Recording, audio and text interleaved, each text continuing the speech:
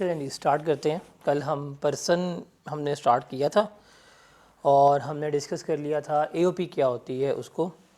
उसके बाद चलते हैं हम कंपनी किसे कहते हैं, कंपनी की क्या डेफिनेशन याद करनी है। The answer is no. Cramming की आपको कोई ज़रूरत नहीं है कि आप इसे क्रैम कर रहे हो बैठ के। देखते हैं कंपनी क्या है।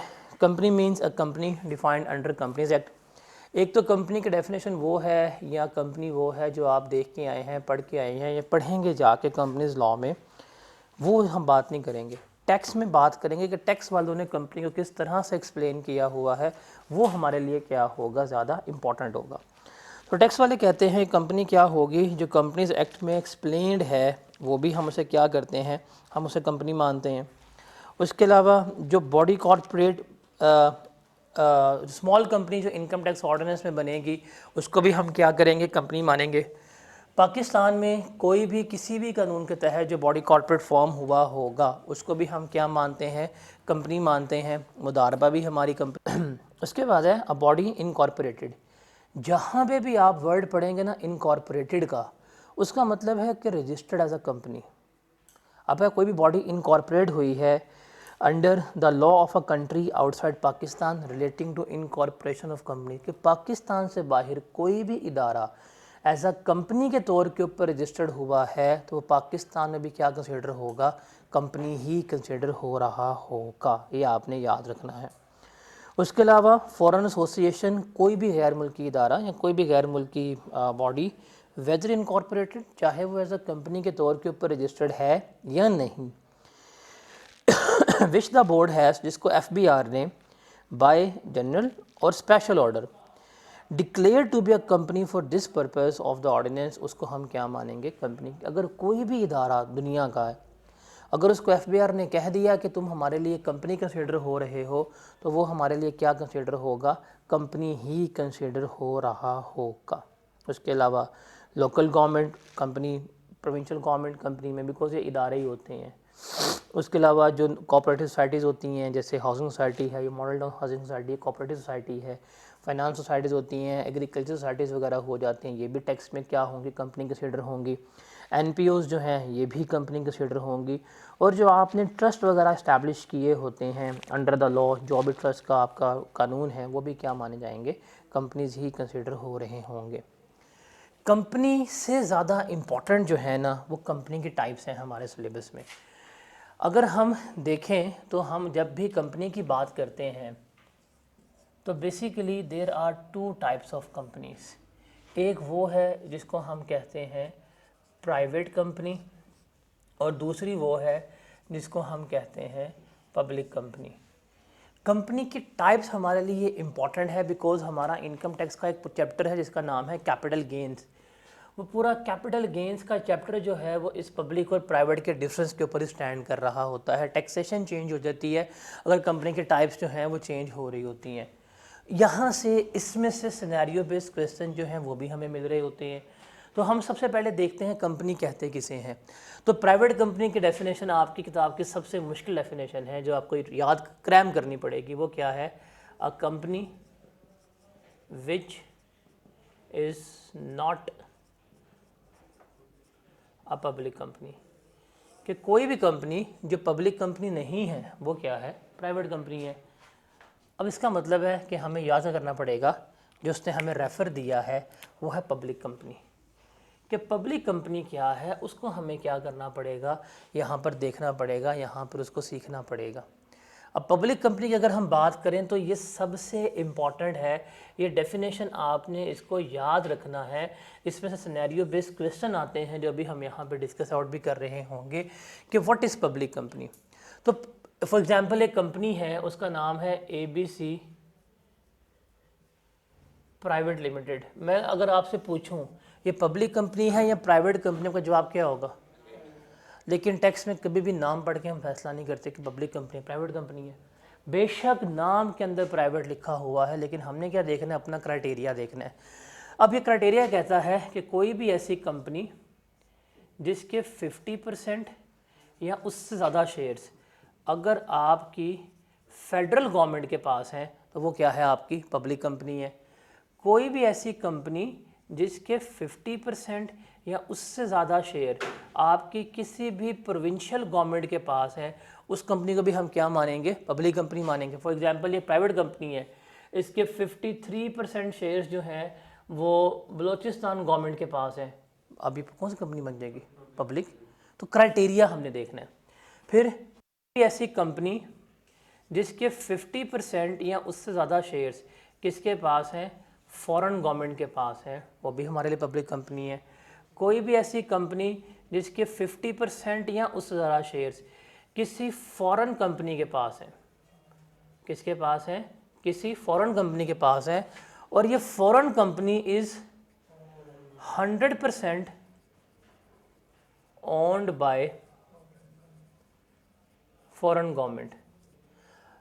हमारे यहाँ पे कंपनी है, उसके 50% या उससे ज़्यादा शेयर्स किसी फॉरेन कंपनी के पास है, और ये जो फॉरेन कंपनी है ये 100% किसकी मलकियत में है, फॉरेन गवर्नमेंट की मलकियत में है, तो हमारी कंपनी क्या होगी, पब्लिक कंपनी कंसिडर हो रही होगी। उसके अलावा कोई भी ऐसी कंपनी जिसके शेयर्स जो हैं वो ट्रेड हो रहे हैं स्टॉक एक्सचेंज के ऊपर, और वो ईयर एंड के ऊपर भी क्या रहती है, लिस्टेड रहती है। मतलब आपका ईयर एंड है 30 जून, अगर वो 30 जून को भी लिस्टेड है, अगर वो 30 जून को भी लिस्टेड है तो ऐसे क्या मानेंगे, पब्लिक कंपनी। फॉर एग्जांपल एक कंपनी जो है वो 20 जून को डीलिस्ट हो गई है, पूरा साल उसके शेयर्स ट्रेड हुए हैं, 20 जून को अगर वो डीलिस्ट हो गया, इसका मतलब हमारे लिए पॉइंट ऑफ रेफरेंस क्या है, 30 जून। इसलिए वो लिस्टेड नहीं थी, हमारे लिए क्या हो जाएगी, प्राइवेट कंपनी हो जाएगी। एक कंपनी लिस्ट ही जाके 22 जून को हुई है, ठीक है, ईयर एंड पे वो लिस्टेड है, हमसे क्या मानेंगे, पब्लिक कंपनी जो है वो मान रहे होंगे। और इसमें क्या आता है, यूनिट ट्रस्ट भी इसका पार्ट बन रहा होता है। ये डेफिनेशन जो है वो हमारे लिए बहुत इंपॉर्टेंट है, बिकॉज इसमें से हमें सवाल, सिनेरियो बेस्ड क्वेश्चन, सारा कुछ जो है वो हमें इसमें से मिल रहा होगा। जैसे ये सवाल है, इसको हम यहाँ पे डिस्कस करते हैं। कहते हैं जी briefly state with the reasons. अब यहाँ पे उसने कहा है कि विद रीजंस मुझे आपने बताना है, वेदर और not you consider the below mention companies to be a public company for tax purpose. क्या ये पब्लिक कंपनी है कि नहीं है, इस तरह का सिनेरियो बेस्ड क्वेश्चन आपको आ सकता है। सिनेरियो बेस्ड क्वेश्चन आपको इसमें से आ सकता है, या यू कैन से डैट कि आपको MCQs आ सकता है कि जी ये फलानी कंपनी है, बताएं पब्लिक है या नहीं है, या आपसे पूछ लेगा क्राइटेरिया क्या है या क्या नहीं है, option A B C D या 2 करेक्ट या 3 करेक्ट, इस तरह के MCQs भी आपको आ सकता है। कहते हैं जी PPL is a company incorporated under the companies act 2017, Pakistan में रजिस्टर्ड हुई है, and is not listed on any stock exchange इन पाकिस्तान। अगर मैं यहाँ तक की लाइन पढ़ूँ ना, यहाँ तक की कि पाकिस्तान में रजिस्टर्ड हुई है लेकिन पाकिस्तान में किसी भी स्टॉक एक्सचेंज पर लिस्टेड नहीं है, यहाँ तक की लाइन पढ़ के तो लग रहा है मुझे भाई ये प्राइवेट कंपनी है। लेकिन आगे चलते हैं, कहते हैं 59% of the shares in PPL are held by BBC limited. इस पॉइंट पे कि ये कंपनी पाकिस्तान में है प्राइवेट, इसके मोर देन 50% किसके पास है, फॉरेन कंपनी के पास, जो कौन सी है, BBC लिमिटेड है। कहते हैं जी a company incorporated in UK, ठीक है, United Kingdom holds 97% of the shares in BBC limited. यहाँ पे गलती हो गई है, बिकॉज फॉरेन कंपनी 100% ओन होनी चाहिए थी, ये कितने परसेंट ओन है, 97% है, तो ये क्या होगी, प्राइवेट कंपनी कंसिडर हो रही होगी, बिकॉज वहाँ पे होली ओन का वर्ड इस्तेमाल होता है। फिर है जी XYZ limited is a public company incorporated under the companies act 2017, okay, whose shares were traded on the Pakistan Stock Exchange from 1 August 2023 until 29 June 2024, on which the company was delisted। भाईजान year and के ऊपर listed होना चाहिए, ये तो year and 30 जून है, listed नहीं है, तो क्या हो जाएगी, प्राइवेट कंपनी हो जाएगी। फिर है the provincial government of KPK holds 50% share of ABC limited, a public company under the companies act. ABC is not listed on any stock exchange, ठीक है, कहीं पे लिस्टेड नहीं है, लेकिन इसके 50% शेयर्स, हमने देखना है कि इनमें से कोई एक क्राइटेरिया भी अगर फुलफिल हो रहा है तो पब्लिक कंपनी मानते हैं। तो सेकंड वाला क्राइटेरिया फुल हो रहा है कि इसके 50% और more share are held by provincial government, इसे हम क्या मानेंगे, पब्लिक कंपनी जो है वो मान रहे होंगे। उसके बाद है BRR is a public company, okay, under the companies act 17, okay, 41% of the share are held by federal government, okay, ठीक है जी, 41% किसके पास है, फेडरल गवर्नमेंट के पास है। 50% of the shares of the Saudi government, okay.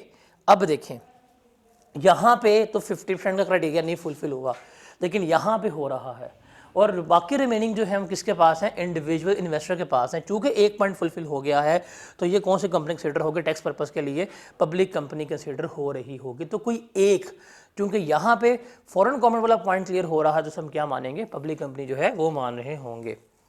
उसके बाद है कि briefly state with the reasons whether Anderson incorporation will be assessed as a company for Pakistan tax purpose. सवाल चेंज है, वो था पब्लिक कंपनी है या नहीं, ये सवाल है कंपनी है या नहीं। ओके कहते हैं Anderson incorporation a public company incorporated under the law of UK relating to the incorporation of companies has been operating in Pakistan for over 50 years। एक कंपनी है एंडरसन इनकॉर्पोरेशन, यूके में registered हुई है, पाकिस्तान में पिछले 50 साल से काम कर रही है। इसका कंट्रोल एंड मैनेजमेंट जो है वो पाकिस्तान से बाहर है। अभी हमने कंपनी की डेफिनेशन पढ़ी है, उसमें लिखा हुआ था क्लियरली, अगर मैं आपको वापस लेके जाता हूँ उस डेफिनेशन पे, पॉइंट नंबर आई गेस 5 था, a body incorporated by or under the law of a country outside Pakistan relating to the incorporation of company, कि कोई भी कंपनी जो पाकिस्तान से बाहर कंपनी तौर पर रजिस्टर्ड हुई है वो हमारी क्या मानी जाएगी, वो कंपनी ही मानी जाएगी। क्योंकि ये यूके में कंपनी है तो ये हमारी भी यहाँ पे क्या कंसिडर होगी, कंपनी कंसिडर हो रही होगी। तो इस तरह का सिनेरियो बेस्ड क्वेश्चन आपको इसमें से क्या होगा, आ रहा होगा। उसके बाद है non profit organisation. Past paper में आज तक सिर्फ एक दफ़ा ये सवाल आया है, आई गेस 2020 का सवाल है, डॉक्टर जमाल के नाम से, if I am not wrong, attempt मैं कंफ्यूज करूँ बट डॉक्टर जमाल के नाम से है। एनपीओ क्या होती है उसको हमने देखना है। तो अगर हम इसको देखें एनपीओ क्या है, तो NPO means a person other than individual, कि इंडिविजुअल नहीं इसमें हो सकता, मैं कभी भी एनपीओ नहीं हो सकता, एओपी एनपीओ हो सकती है, कंपनी एनपीओ हो सकती है। तो ये उनकी बात हो रही है।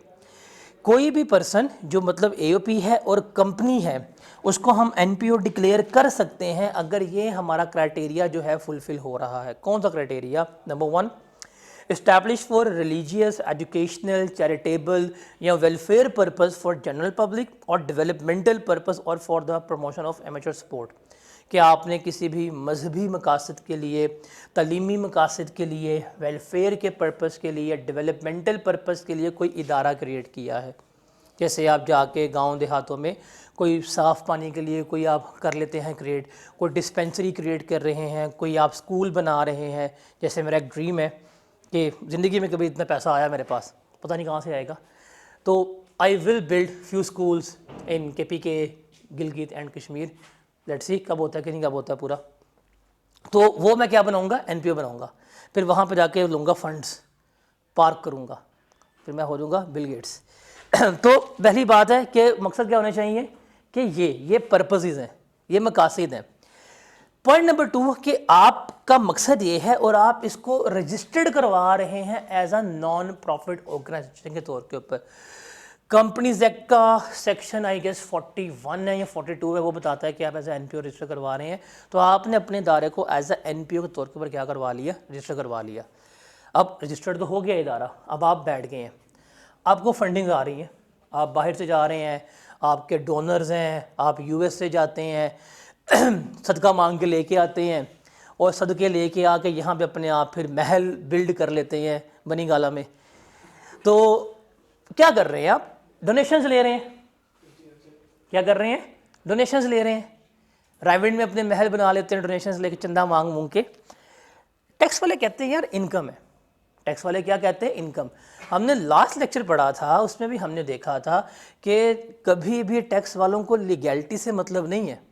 भाई आप एक गन पकड़ें, ठीक है, और आप निकल जाए 1 to 5 पे, रोज़ शाम को निकलें, थोड़ी सी विंडो शॉपिंग करें, 2-3 चीज़ें पकड़ें, सुबह जाके बेचें, कैश लें, आपके पास पैसा है। टैक्स वालों के पैसे से मतलब है, वो लीगैलिटी पे नहीं जाएंगे। तो ये कहेंगे भाई आपने दारा खोला हुआ है, आपको तो हर महीने डॉलर्स आ रहे हैं, $10,000 आ रहे हैं, $20,000 आ रहे हैं, तो हमें तो टैक्स दे। हम कहेंगे भाई ये हमने प्रॉफिट मेकिंग इंस्टीट्यूशन नहीं खोला, हमने क्या खोला है, एक नॉन प्रॉफिट इंस्टीट्यूशन खोला हुआ। कहेंगे आपने हमसे प्रूव करवाया, लेकिन नहीं। वो कहते हैं कि आप बेशक एक एनपीओ को करवाएं रजिस्टर्ड, लेकिन आपने टैक्स वालों के पास जाके भी एनपीओ का सर्टिफिकेट लेना है कि हम आपको अलाउ करें कि आप लोग कौन है, नॉन प्रॉफिट ऑर्गेनाइजेशन है, ताकि जो आपको फंड रेजिंग हो रही है, ताकि जो आपको डोनेशंस वगैरह मिल रही है, ताकि जो आपका रेवेन्यू रेज हो रहा है, हम उसके ऊपर टैक्स जो है वो चार्ज ना करें। तो जब आपने दायरा बना लिया, आप क्या करेंगे, आप जाएंगे, आप जो आपका रेलेवेंट कमिश्नर होगा आप उसको अप्लाई करेंगे, उससे आप सर्टिफिकेट लेंगे कि वो आपको अलाउ कर रहा है कि आप एज अ एनपीओ के तौर के ऊपर ऑपरेट कर रहे हैं। बट वो सर्टिफिकेट के लिए क्या करेंगे, आप ड्यू एप्लीकेशन देंगे, जो भी उनका परफॉर्म होगा एप्लीकेशन का, उसमें तमाम इंफॉर्मेशंस जो हैं वो सबमिट करवाएंगे, तमाम जो डिटेल्स रिक्वायर्ड होंगी वो आप जमा करवाएंगे, तमाम प्रिस्क्राइब्ड डॉक्यूमेंट्स जमा करवाएंगे। जब आप सबमिट करवा देंगे तो फिर कमिश्नर जो होगा वो आपको एनपीओ का सर्टिफिकेट दे देगा, लेकिन वो आप पे एक कंडीशन लगा देगा, क्या कि आप इस एनपीओ का कोई रुपया, कोई एसेट, कोई रेवेन्यू अपने लिए इस्तेमाल नहीं करेंगे, आप या आपके मेंबर्स। तो अगर आप इस्तेमाल नहीं करेंगे, ठीक है, आप एनपीओ के तौर के ऊपर ऑपरेट कर सकते हैं, लेकिन अगर आप इस्तेमाल करेंगे तो आप एनपीओ के तौर के ऊपर ऑपरेट नहीं कर सकते। तो ये एक दफ़ा आई हुई है पास्ट पेपर में, डॉक्टर जमाल के नाम से सवाल है, ठीक है। उसके बाद आगे चलते हैं और डिस्कस करते हैं। हमें ये लग गया पता पर्सन क्या होता है, ठीक है जी, इंडिविजुअल, एओपी, कंपनी, गवर्नमेंट, ये पर्सन है। इंडिविजुअल में ही आता है और वुमेन आती है, हमें ये भी लग गया पता। और एओपी हमें देख लिया क्या है, कंपनी को हमने देखा, कंपनी की हमने टाइप्स देख ली हैं, पब्लिक कंपनी है, प्राइवेट कंपनी है, हमने एनपीओ को डिस्कस कर लिया क्या है। हमें लग गया पता कि सारा कुछ हम जो कैलकुलेट कर रहे हैं वो 1 साल के लिए कर रहे हैं। टैक्स ईयर हमारा क्या होगा उसको हमने यहाँ पे डिस्कस आउट कर लिया, नॉर्मल टैक्स ईयर है, स्पेशल टैक्स ईयर है, ट्रांजिशनल टैक्स ईयर है, हमने इसको भी यहाँ पे डिस्कस कर लिया। अब सवाल है कि हमने टैक्स तो लगाना है इनकम के ऊपर, बंदा लग गया पता कौन है, बंदे की इनकम की हमने देख ली कि 1 साल के लिए कैलकुलेशन करनी है। अब इनकम के सोर्सेज जो हैं वो हमने यहाँ पे क्या करने होंगे, देखने होंगे। तो रिमेंबर जो जियोग्राफिकली है ना, लोकेशन के हिसाब से हम आपकी इनकम को 2 सोर्सेज में डिवाइड करते हैं। एक है जिसको हम कहते हैं पाकिस्तान सोर्स ऑफ इनकम, दूसरी है उसको हम कहते हैं foreign source of income. Location के लिहाज से जियोग्राफिकली हमारे पास 2 सोर्सेज ऑफ इनकम हैं। एक है हमारे पास जिसको हम क्या कहते हैं पाकिस्तान सोर्स ऑफ इनकम कहते हैं, दूसरी है उसको हम क्या कहते हैं फॉरेन सोर्स ऑफ इनकम जो है वो कह रहे होते हैं। पाकिस्तान सोर्स ऑफ इनकम हमें बता रही है कि ये हमने पैसे कहाँ से कमाए हैं, पाकिस्तान से कमाए हैं। मतलब अगर हम बात करें तो आपको सैलरी जो है पाकिस्तान से मिल रही है, आपकी प्रॉपर्टी पाकिस्तान में है, आपके बिज़नेस पाकिस्तान में है, आपका कैपिटल गेन पाकिस्तान से आ रहा है, आपके अदर सोर्स पाकिस्तान में है, पाकिस्तान के वसाइल इस्तेमाल करते हुए पाकिस्तान से पैसे कमा रहे हैं, ये आपकी क्या कहलाएगी, पाकिस्तान सोर्स ऑफ इनकम कहला रही होगी। फॉरेन सोर्स ऑफ इनकम क्या है कि भाई हमने बाहर से कमाए हैं, आप यहाँ पे बैठे हैं, आप एज अ फ्रीलांसर हैं, क्लाइंट आपको जो आपके क्लाइंट्स हैं बाहर बैठे हैं पैसे भेज रहे हैं, जो आपको पैसे मिल रहे हैं आपकी फॉरेन सोर्स ऑफ इनकम है। आप यूट्यूब पे आपको अर्निंग आ रही है, आपकी फॉरेन सोर्स ऑफ इनकम है। आपके बाहर फ्लैट्स हैं, आपने रेंट पे दिए हुए हैं, रेंट आ रहा है, आपकी फॉरेन सोर्स ऑफ इनकम है। आपके बाहर कंपनी में इन्वेस्टमेंट्स हैं, आपको डिविडेंड आ रहा है, फॉरेन सोर्स ऑफ इनकम है।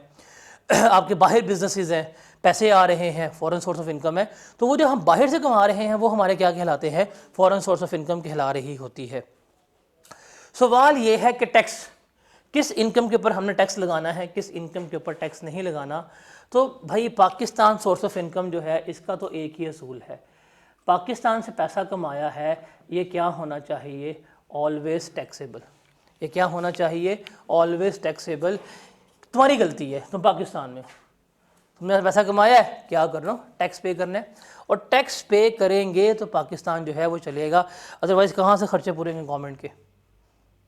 आपको पता होगा कि आप कंट्री चलाने के लिए टैक्स जो है वो बड़ा अहम होता है। तो पाकिस्तान से जो पैसे कमा रहे हैं वो तो टैक्सेबल है, लेकिन पाकिस्तान में रहते हुए जो बाहर से पैसा कमाया है क्या ये टैक्सेबल है, इसके ऊपर क्वेश्चन मार्क है। इसके ऊपर क्या है, क्वेश्चन मार्क है कि पाकिस्तान में रहते हुए जो हमने टैक्स इनकम कमाई है बाहर से, क्या ये टैक्सेबल है या नहीं है।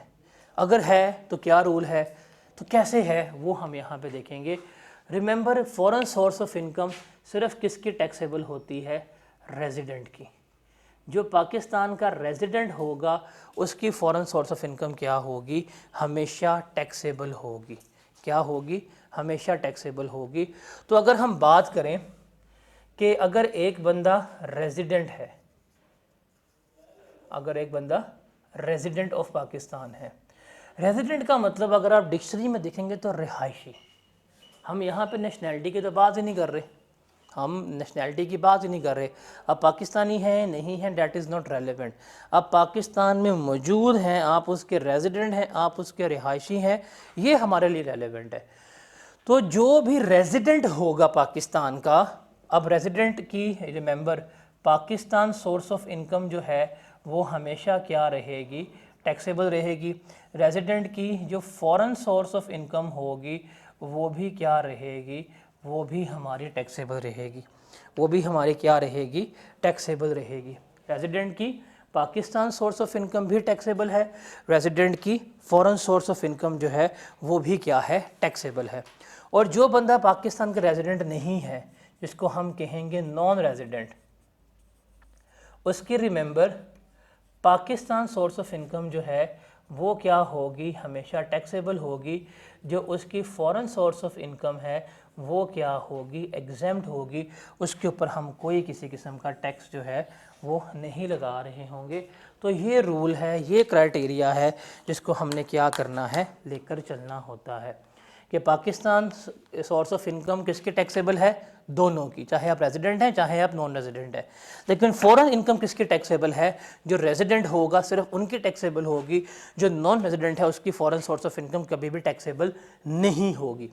अब यहाँ पे मसला एक और आ जाएगा, क्योंकि जब हम पर्सन की बात कर रहे हैं तो भाई पर्सन हमारे पास एक थोड़ी है।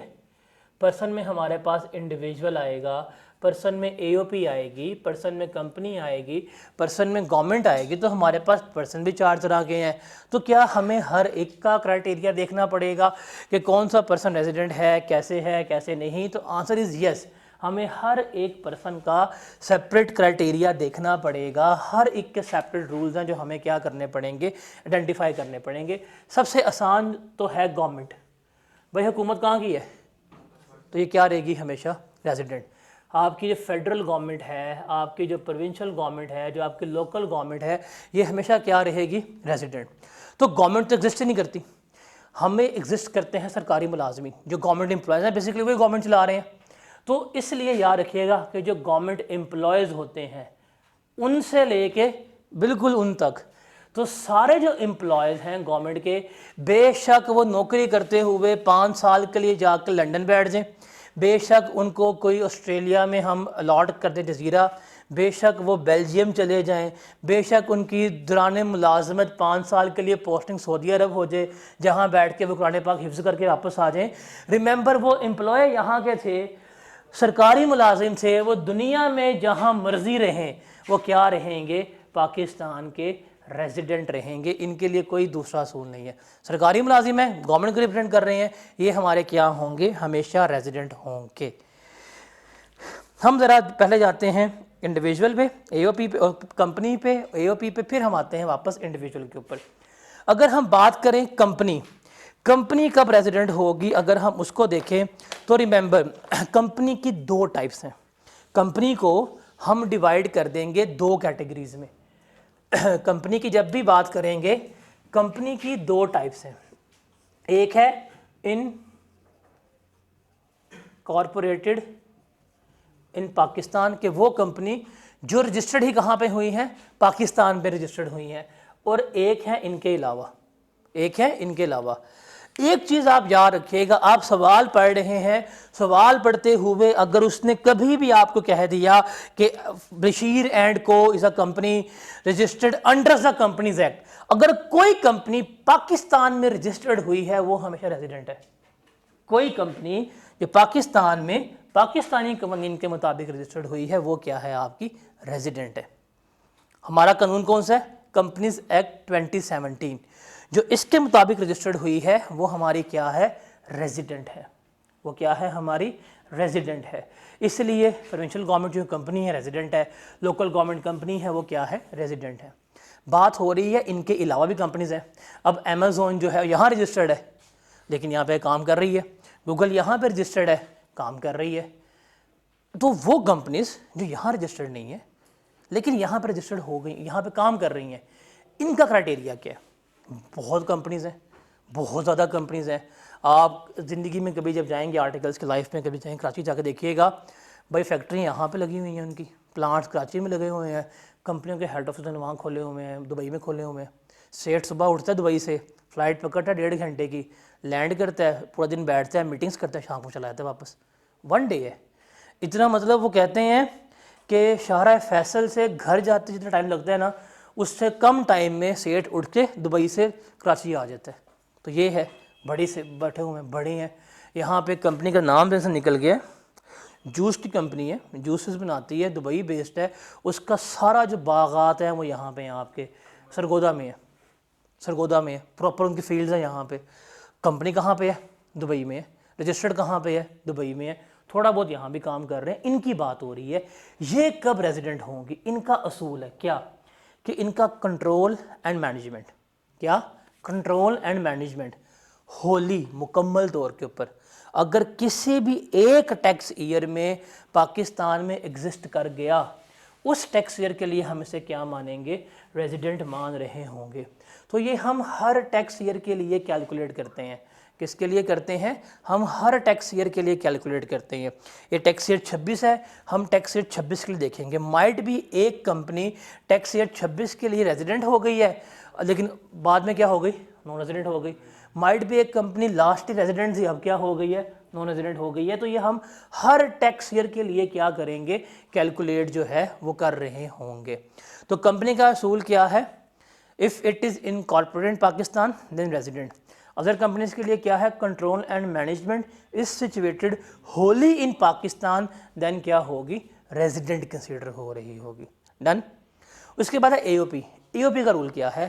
सिंपल, कंपनी वाला, कंट्रोल एंड मैनेजमेंट वही, पार्टली मतलब एक आधा पार्टनर, एक आधा बंदा मैनेजमेंट का, या होली। अगर किसी भी एक टैक्स ईयर में पाकिस्तान में सिचुएट कर दें, वो हम क्या मानेंगे? उस एओपी को रेजिडेंट एओपी मान रहे होंगे। तो ये रूल है हमारे पास, किसका? एओपी का रूल कंसिडर हो रहा होता है। तो भाईजान तीनों बंदे हमारे हो गए।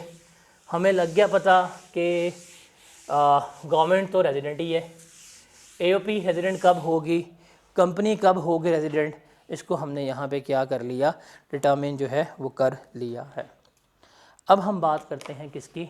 इंडिविजुअल की, जिसके लिए हमें थोड़ी सी कैलकुलेशंस जो हैं वो देखनी पड़ेगी। एक चीज़ याद रखनी है, हम हर साल देखते हैं जब आप अपनी इनकम टैक्स का रिटर्न जमा करवाने जाएंगे, जैसे ही आप रिटर्न का पोर्टल खोलेंगे बड़ा सवाल ही पूछते हैं, भाई आप रेजिडेंट हैं या नहीं हैं, और पूछ लिखा होता है उसने इंडिविजुअल को कि आपका स्टे 183 डेज़ का था या नहीं था। उस हिसाब से फिर आपकी रिटर्न जो है वो आगे प्रोसीड हो रही होती है। अब हम बात करते हैं इंडिविजुअल्स की, कि इंडिविजुअल्स जो हैं वो रेजिडेंट कब होते हैं, इनका क्राइटेरिया क्या है, उसको हम देखते हैं। ये सारा कुछ हम कैलकुलेट कर रहे हैं फॉर अ टैक्स ईयर। किसके लिए कर रहे हैं? For a tax year. हम हर साल देखेंगे। अब से टैक्स ईयर शुरू हुआ 1 जुलाई 2025 को, ख़त्म होगा 30 जून 2026 को। हम हर साल के लिए क्या करेंगे? हम इसको कैलकुलेट करना सीखेंगे। हम हर साल देखेंगे रेजिडेंट है या नहीं है। अब जब इंडिविजुअल्स की बात करते हैं, ही और शी की, तो इसमें सबसे पहले इंडिविजुअल्स में जो आएंगे वो हमारे पास कौन से आएंगे? Government employees. कौन आएंगे? गवर्नमेंट एम्प्लॉयज़, सरकारी मुलाजमीन। सरकारी मुलाजमीन के लिए याद रखिएगा, दे आर ऑलवेज रेजिडेंट। ये क्या है आपके? हमेशा रेजिडेंट है, कोई रूल नहीं है। कहते हैं गवर्नमेंट का एम्प्लॉय है, मिनिस्ट्री ऑफ फॉरेन अफेयर्स में काम करता था, 10 साल के लिए पोस्टिंग कर दी कनाडा में, रेजिडेंट है। तनख्वाह तो मिल रही है इसको पाकिस्तान से, क्या है? रेजिडेंट है। अब हम बात करते हैं इनके अलावा, अदर देन गवर्नमेंट एम्प्लॉयज़। इनके अलावा जो है नॉर्मली उसमें हम देखते हैं रूल। वो रूल क्या है? बेसिकली हम देखते हैं कि if a person stays in tax year 183 days और मोर, कि अगर किसी भी इंडिविजुअल का किसी भी एक टैक्स ईयर में अगर स्टे 183 डेज या उससे ज़्यादा हो जाए, हम कह देंगे ये बंदा क्या है, इस साल का रेजिडेंट है। क्या है? रेजिडेंट है। अब फॉर एग्जांपल टैक्स ईयर शुरू हुआ है 1 जुलाई 25 को, ख़त्म होना है 30 जून 26 को। अब आपने इस डेट से लेके इस डेट तक उसका क्या करना है, डेज काउंट जो है वो करने हैं। फॉर एग्जांपल मिस्टर ए था हमारे पास, मिस्टर ए पाकिस्तान आया 8 अगस्त को, 8 अगस्त को ये पाकिस्तान इसका अराइवल हुआ और ये 30 सितंबर को कहाँ चला गया, कनाडा वापस चला गया। ठीक है, उसके बाद ये वापस आया 1 जनवरी को और ये वापस आया और ये स्टे किया इसने इन कराची अप टू 21 जनवरी और फिर चला गया वापस, फिर दोबारा वापस आया ये 15 फरवरी को और ये पाकिस्तान में रहा अप टिल 15 जून। अब आ रहा है जा रहा है, कंसिस्टेंटली नहीं बैठा हुआ। ठीक है, हमने साल के हिसाब से देखने हैं कि वो जब आया, जब साल शुरू हुआ और जब साल ख़त्म हुआ, हम तब देखेंगे इन टोटलिटी में उसके डेज कितने बन रहे हैं, हमने उस चीज़ को देखना है। ऑन ऑफ हो सकता है, वो कभी आ गया, कभी चला गया, कभी यहाँ चला गया, कभी वहाँ चला गया, हमने इसके डेज देखने हैं क्या है। अब वो कब आया था? 8 अगस्त को, और वापस कब गया कनाडा? 30 सितंबर को। तो हम काउंट कर लेते हैं अगस्त में कितने महीने रहा, दिन रहा, वो ले लेते हैं। 8 को आया तो 8 काउंट होगा, 8 9 10 3 और वो बनते हैं हमारे कितने, 21 24 दिन बनते हैं, 24 दिन बनेगा ना इसके, 8 काउंट होगा मेरे ख्याल से। 24 बन गए अगस्त के और सितंबर के कितने बन गए हमारे पास? 30 बन गए। फिर वो जनवरी में आया और 21 को चला गया, तो जनवरी के भी हमारे पास कितने दिन बन गए? 21 बन गए। फिर 15 फरवरी को आया वो, 15 16 17 18 19 20 21 22 23 24 25 26 27 28 29, क्योंकि 29 फरवरी होगा लीप ईयर अगर हम काउंट करते हैं। तो फेब के कितने बने इसके? 29 दिन बने। मार्च में भी यहाँ पे रहा 31, अप्रैल में भी यहाँ पे रहा 30, कब गया था? जून में।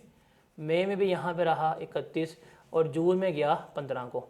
तो अब बताएं इसके डेज काउंट करें कितने बन रहे हैं? तो 15 फेब से काउंट किया हमने, तो 15 डेज बनेंगे।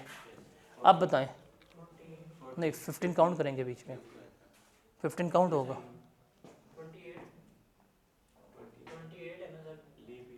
लीप ईयर काउंट किया ना, 26 है ये।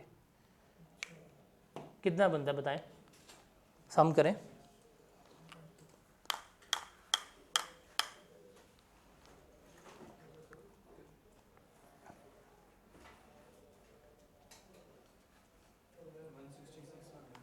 कितने? 166। इसका मतलब इस बंदे का स्टे इस साल 183 डे से कम है, तो हम कह देंगे ये बंदा क्या है? नॉन रेजिडेंट है फॉर दैट ईयर। क्या कह देंगे? नॉन रेजिडेंट है फॉर दैट ईयर। हमने हर साल काउंट करने। अब जब डेज काउंट की बात करें ना, तो डेज काउंट में क्या कुछ शामिल होगा उसको ज़रा हम यहाँ पे देख लेते हैं। 1 2 3 4 120 तो ये बन जाते हैं। देखना कितने बन रहे हैं।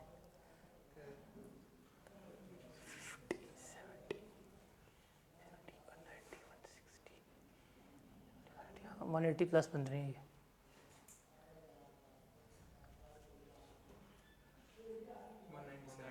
197। तो ये क्या होगा फिर? रेजिडेंट कंसिडर हो जाएगा। तो अब जब डेज काउंट करेंगे कौन कौन दिन शामिल होंगे? रिमेंबर, जो आपका डे ऑफ अराइवल है, जिस दिन आप पाकिस्तान में आएंगे ये काउंट होगा। आप जब आपकी फ़्लाइट लैंड करती है, जैसे ही आपके इमिग्रेशन काउंटर के ऊपर आपके पासपोर्ट के ऊपर एंट्री स्टैंप लगती है, आपका डे शुरू हो गया। वो एंट्री स्टैंप से शुरू होगा, जहाज़ से नहीं शुरू होगा। जहाज़ लैंड जब मर्जी हो जाए। आपका जहाज़ लैंड हुआ है, फॉर एग्ज़ाम्पल 25 दिसंबर को 11:01 AM के ऊपर PM के ऊपर आप जहाज़ में बैठे हुए हैं, आप जहाज़ से निकल के आपको एयर लाउंज में आते हुए और स्टैंप लगी है आपकी रात को 12:30 बजे, तो जब स्टैंप लगी है वो टाइम काउंट होगा, जहाज़ वाला टाइम काउंट इसमें नहीं हो रहा होता। डे ऑफ अराइवल आपका आ जाएगा।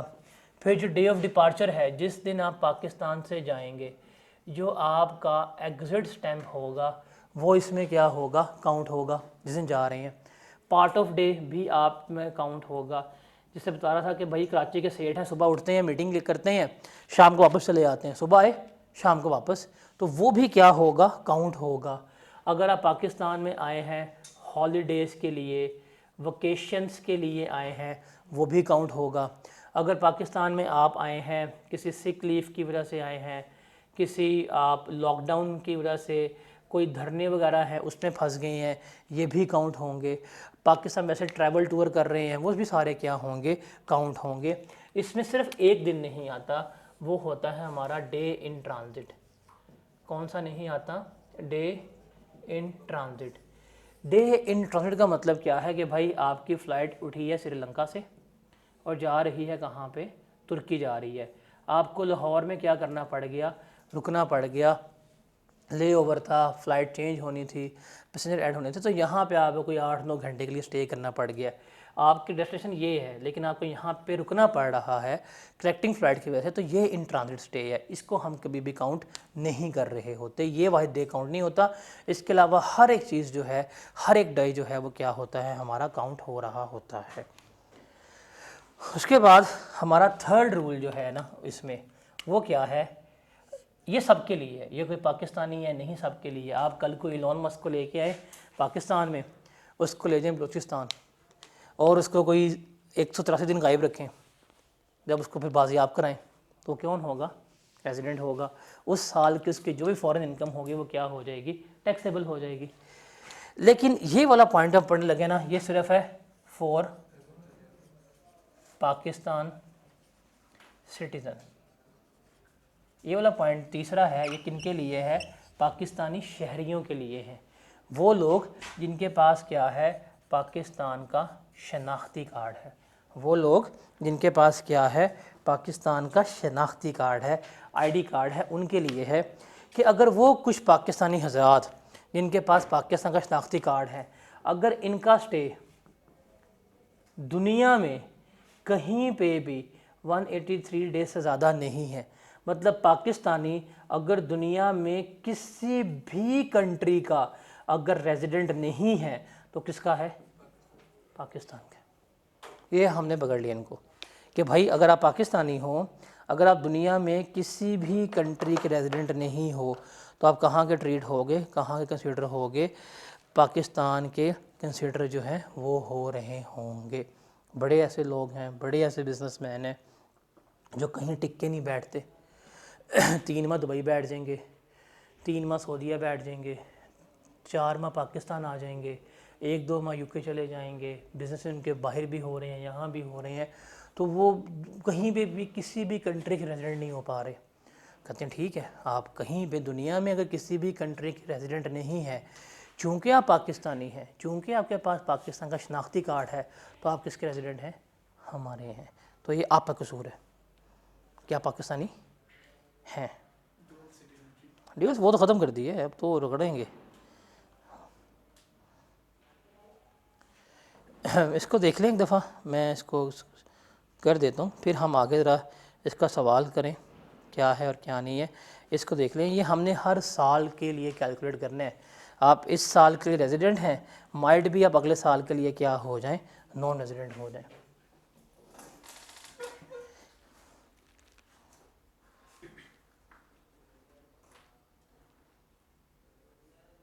सर अगर पैसे फॉरेन अकाउंट्स में पड़े हुए हों, पाकिस्तान कभी आए ना, तो उस पर टैक्स देगा? हाँ, अगर रेजिडेंट तो होगा।